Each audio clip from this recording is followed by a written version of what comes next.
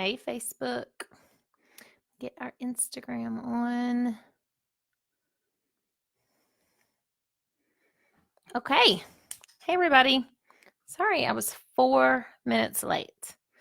I was getting us all set up so we can have Facebook and Instagram happening at the same time. How's everybody feeling today? That's what we're going to talk about. Hi, friends that are joining us. Several people. So interesting to read your names like it's not our actual names. So Levi and Tears, I wish I could call you all by your first names.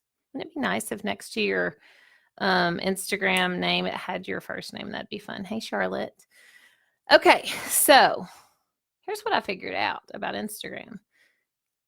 My notes are going to be backwards on Instagram Live when I play them. So guess what? If you want to see them facing the right direction, go over to Facebook and watch this on Facebook Live.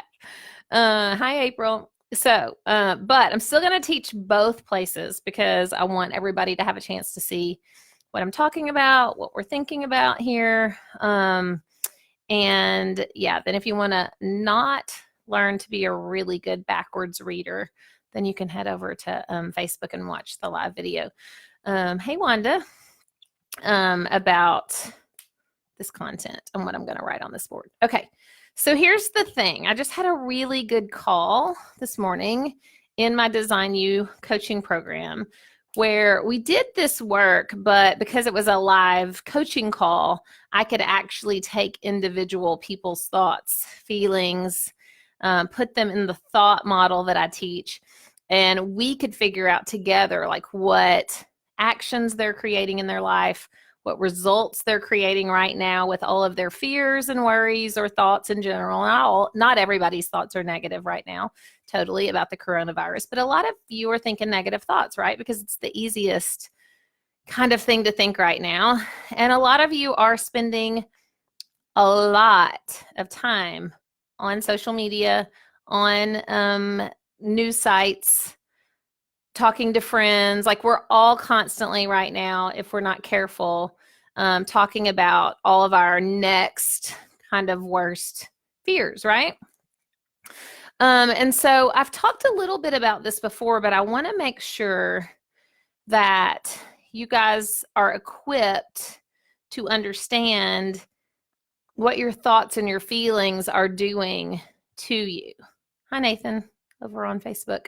Okay, so because I want you to know from a mind standpoint, a brain standpoint, a thought standpoint, and if y'all could see the number of notes I've got on my desk right now, I've coached my team this morning for an hour. Then I coached my Design You community, hi Gloria, for an hour and a half. Then I had a meeting with my marketing and admin team for an hour and a half, and now I'm here sharing stuff with you, which I absolutely love, by the way. But I want to make sure, I was just looking down at my notes, I want to make sure we talk about what your thoughts and your feelings are doing in your life right now, because what we don't understand unless we've been trained to know how to understand this is that our thoughts and our feelings create our actions and our results or outcomes in our lives, not our circumstances. Okay. But what we believe is that our circumstances are creating all of those things.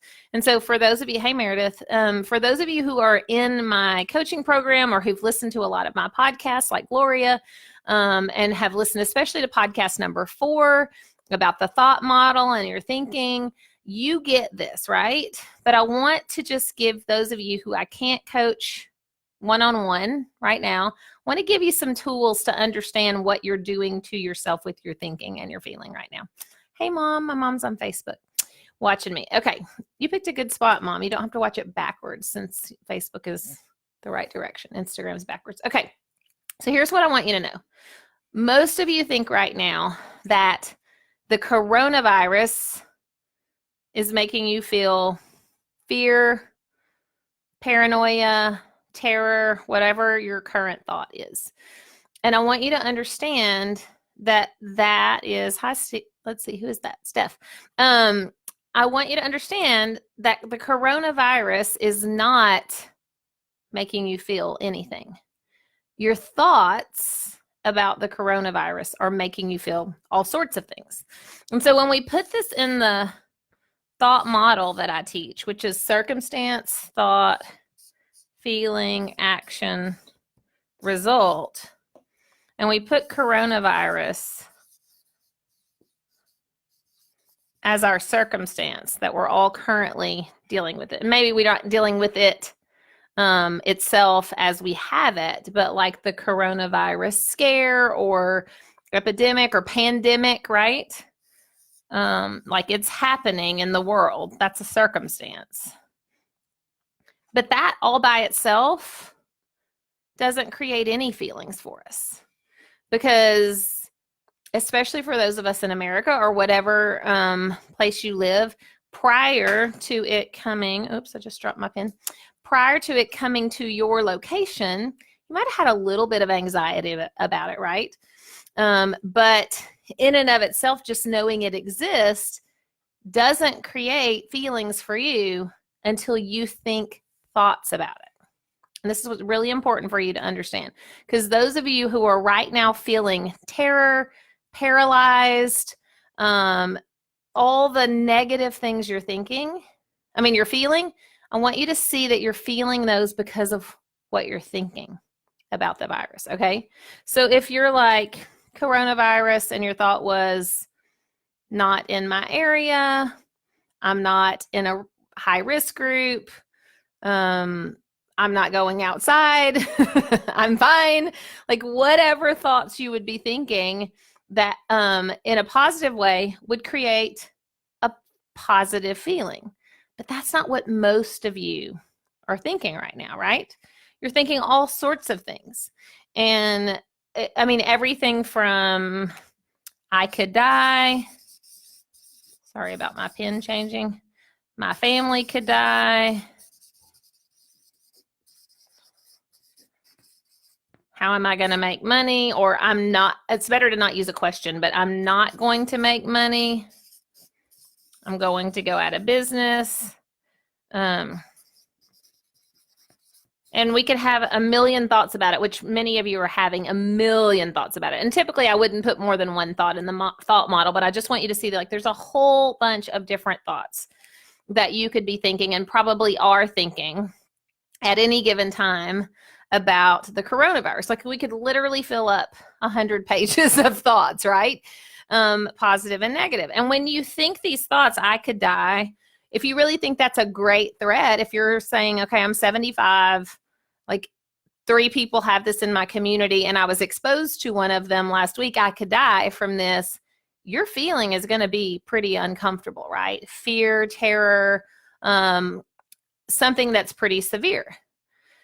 But if you are thinking a different thought, you might not have that much of a feeling. You might think, well, I could die, but the rest of the sentence might be, but I'm 30 years old and generally healthy and haven't been exposed to it. Your feeling is probably not going to be something that is panic, right? It's probably going to be more like uncomfortable, anxious, nervous. But the coronavirus does not create uncomfortable, anxious, nervous by itself until you think a thought about it. So I want you to start to understand that whatever feeling you're currently feeling, whether it's nothing, you're like, it's fine, we're all good, and everybody's making a big deal out of this. See that when you say that thought, everybody's making a big deal out of it, and you feel nothing or cool or relaxed, you're creating those feelings with the thoughts that you're thinking. And this is really important, okay? Because from the thoughts come the feeling, like we just said, which could be like nervous or anxious. So anxiety or panic. And you would just pick one, but whichever one you have, your feelings create your actions. And so what a lot of you have right now that we know by the fact that you're watching me at this moment because you're procrastinating, because you're scrolling Instagram and Facebook, and you're procrastinating on doing anything productive in your life right now because your ideal of work at this moment is how quickly can I refresh my feed to see what the latest news is, right? Or every time I take a break from teaching and I go downstairs and I'm like, okay, to my assistant, my daughter, anything changed since I was last here? Because like stuff's changing a lot right now, right? Every few hours, like I literally sometimes leave this room I'm in and I go downstairs and I'm like, oh, by the way, all schools are closed.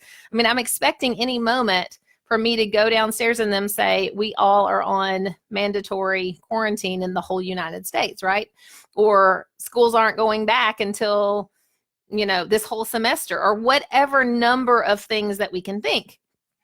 And any of those, when we think the thoughts, like if the circumstances, school's out for the rest of the semester, we can think, yay, more time with my kids, or we can think, oh my gosh, how am I going to run my business with my kid at home, right?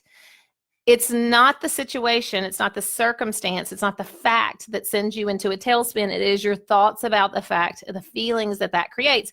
And then the important thing that I was going to get to is the action. So if you are finding yourself procrastinating right now, if you're like, and here's, like when I was coaching in my community a little while ago, and I knew this would be the case because these are the normal actions that we take as humans from this stuff. But the actions that most people are taking is some form of buffering, which buffering means numbing your feelings. So buffering with food, alcohol, Netflix, the news. So meaning wasting time, not being productive in any way, not making any money right now. Like a lot of you are like, oh my God, my business is closing yet. Are you working on your business right now? No, you're just refreshing the news every 30 seconds while you also eat something that's sweet or full of carbs that like numbs your feelings, or pour yourself a glass of wine, none of which is going to create the results that you're hoping to create in your life right now. So I just really want you to see how important this is, because we believe that the circumstance creates our feelings, we think it creates our actions, and we think it creates our results. But it doesn't create any of those. It only is something that's in the world that we then have a thought about, and our thought creates our feelings, which creates our actions, which creates our results. And the beautiful thing is we have control over what we think. Now, it might not feel like it because a lot of you may not practice managing your thoughts very often, and we have thousands of them a day. Okay, so if you listen to every thought, or especially every negative one that runs through your head, and you believe it to be the truth, you're going to feel really uncomfortable, right? Because all those negative thoughts are just compounding whatever your feeling is. And then what you're doing from that is some level of buffering, probably with food, alcohol, Netflix, the news, procrastinating, saying, forget it, F it, screw it, right? And you're saying that to about a lot of stuff that I don't think you really mean, because a lot of you are like, well, forget it. It's like a snow day, right? And I keep saying on my Instagram, this is not a 2-week or a 2-month or a 6-month snow day. And so if you think it is, and you're just saying, forget it, guess what you're going to do in a few months from now or a few weeks from now? You're going to have created a bunch of results you absolutely hate. So when I say to a lot of you, the coronavirus is not going to be what kills your business, most likely. You might be, but it won't be. Or it's not going to be what kills your diet, or what kills your exercise, or kills your habits. I want you to see that it's your thinking, like F it, that's going to kill your habits. And essentially, here's what I'm trying to do. I want to empower you that even when things are out of our control, even when there's a circumstance we don't like, we wish it would go away, none of us are happy about it, right? Hi, everybody, giving me waves over there. I want you to get that. Did we want this to happen? No, we don't. But does it have to completely shut down our entire life? Do we have to turn around 6 months from now and be 15 pounds heavier than we are right now? in a terrible place with our relationships because we've had to be in the house with our kids and our spouse for a bunch of weeks or months. Our business in a terrible place because we just decided there was nothing we can do about it. It's all optional. And I want you to see that if that's happening to you already, if you're seeing negative things happening with your business or your health, you need to trace it right back to what you're thinking, not to the circumstance. The easy way out is going to be to blame the coronavirus. And when we blame, now, of course, anybody that actually has it and has, a severe illness or death, that's not what we're talking about. But that's not going to be most of us, right? So most of us are not going to get sick, thankfully.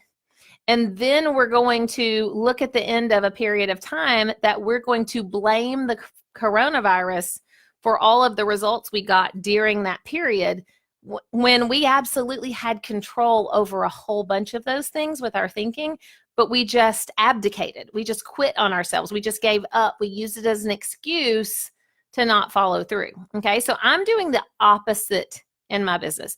I'm using this as an excuse to go next level on everything. I'm literally going, how fit could I get while I'm cooped up in my house for several weeks?